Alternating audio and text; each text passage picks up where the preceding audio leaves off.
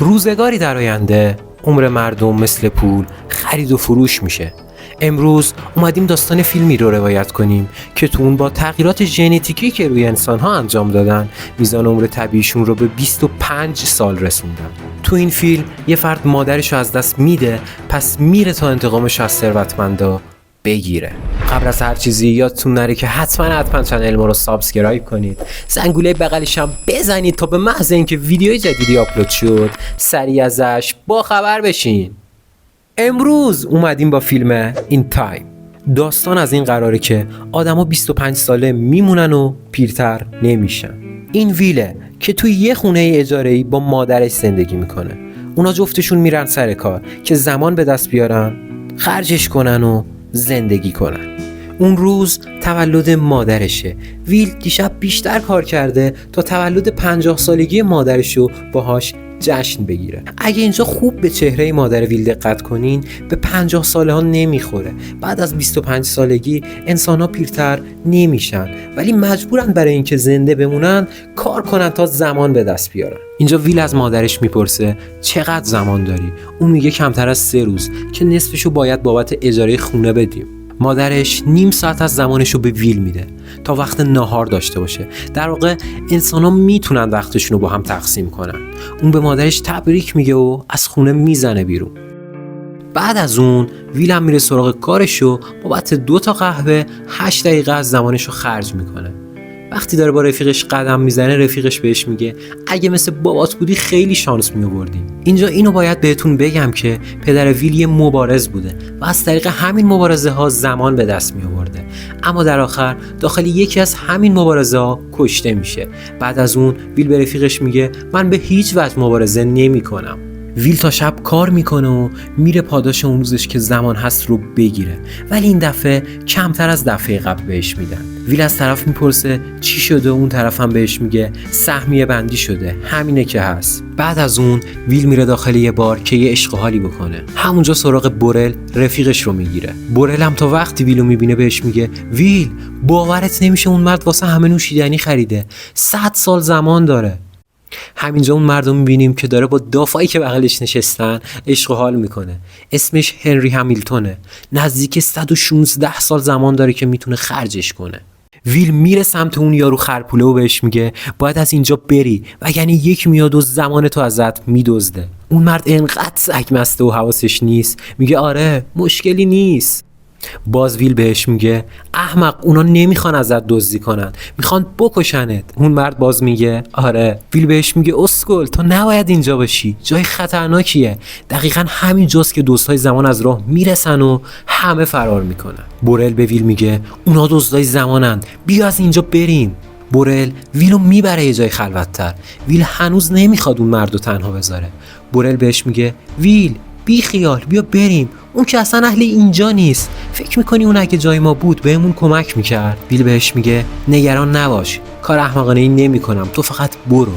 اینجای داستان فورتیس رو داریم که به اون مرد خرپوله میگه ساعت قشنگی داری، میشه منم امتحانش کنم؟ به منم میاد. فورتیس از هنری بابت ساعتش درخواست مبارزه میکنه. بهش میگه نگران نباش، من آدم پیریم، تازگی ها 75 سالم شده. هنری از فورتیس چند دقیقه زمان میخواد که بره دستشویی، که همون لحظه ویلو میبینیم که پشت در یکی از دستشویی‌ها قایم شده. همونجا ویل یکی از آدمای فورتیس رو بیهوش میکنه و با هنری از اونجا فرار میکنن. آدمای فورتیس هم سریع میرن دنبال ویل. ویل و هنری فرار میکنن سمت مکان متروکه.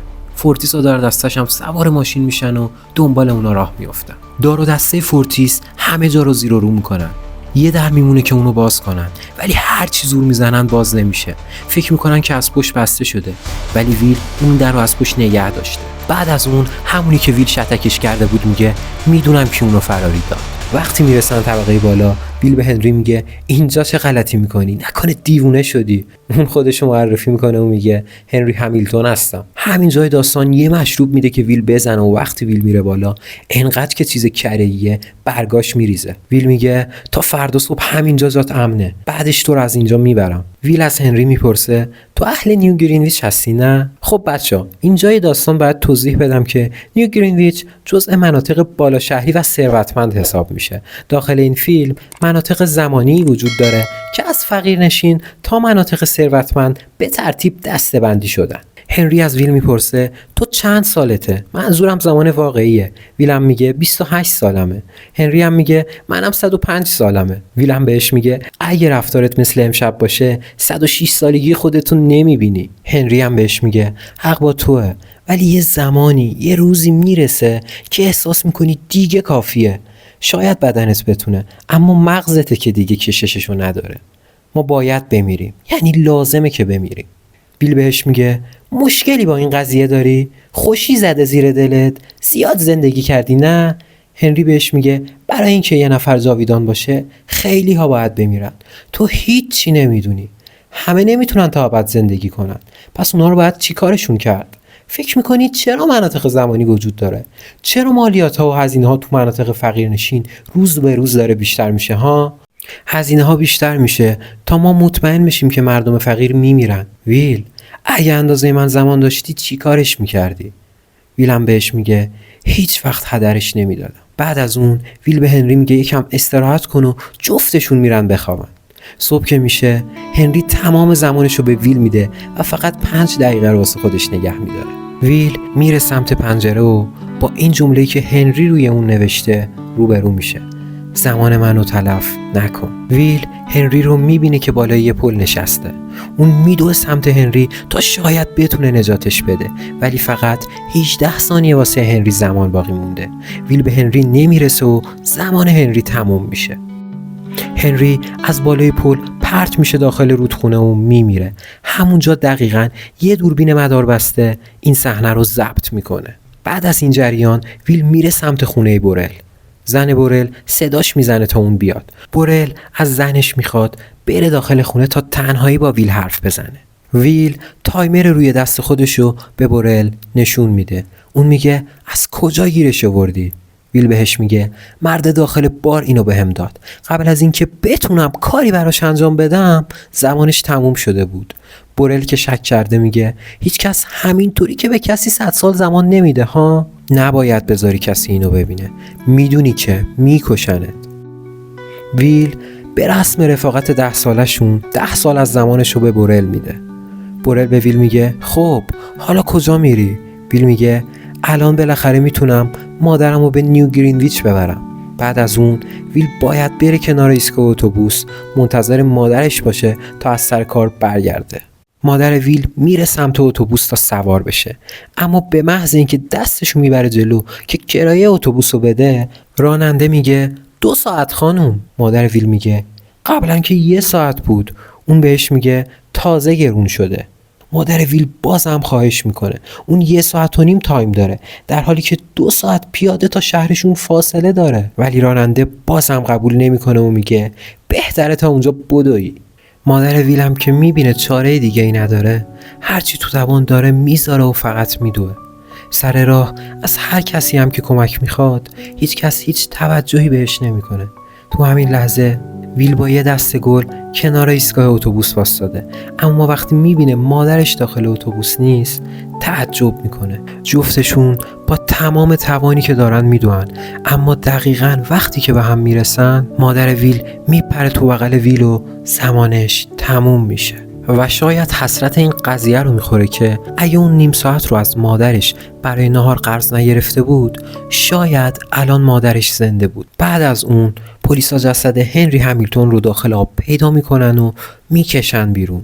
از طرفی هم مسئول این پرونده کیلیان مورفی جذاب خودمونه که از قضا داخل این فیلم نقش منفی داستانو داره و اسمش ریموند لئونه. همکار ریموند بهش میگه آخرین بار که این جسد دیده شد نزدیک به 1 قرن زمان روی تایمرش داشته. اون در ادامه میگه فکر میکنم که خودکشی کرده وگرنه دلیلی نداره که بیاد اینجا. ریموند بهش میگه مهم نیست که اون چجوری مرده، مهم اون 100 سال زمانیه که همراهش بوده. بعد از اون ریموند اون دوربین مداربسته‌ای که این صحنه رو ضبط کرده اونجا میبینه و از طرفی ویل هم تو این مکان حضور داشته. ویل همین جای داستان یه ماشین میگیره که بره سمت نیو گرینویچ. برای رد شدن از هر منطقه زمانی یه مبلغ زیادی رو ویل میپردازه. ویل وقتی که به مقصدش میرسه به راننده میگه نزدیک 1 سال شد. راننده بهش میگه به نیو گرینویچ خوش اومدی، حالا به هم بگو واقعا اینجا چی کار میکنی؟ ویل بهش میگه میخوام تمام چیزی که دارن و ندارن ازشون بگیرم، اونا باید تعاصیشو پس بدن. خب بچه ها، طبق معمول بیشتر از این داستان فیلمو توضیح نمیدم تا کلش واسهتون اسپویل نشه. از طریق لینک چنل تلگرام که داخل دیسکریپشن قرار دادم برید این فیلمو دانلود کنین و تماشا کنین. و اینکه نظر خودم اگه راجع به فیلم این تایم بخوام بگم، برای اولین بار ارزش واقعی زمان رو به شکلی جدید به ما ارائه میده. اگه خوب دقت کنین مفهوم فیلم اصلا اشاره‌ای به آینده نداره، بلکه دقیقاً زمان حال انسان رو داره نشون میده. اگه خوب به جزئیات داستان دقت کرده باشین، زمان و عمر انسان دقیقاً مثل پولیه که داره توسط بعضی از آدما خرج میشه، توسط بعضی از آدما به دست آورده میشه و توسط بعضی از آدما پس انداز میشه.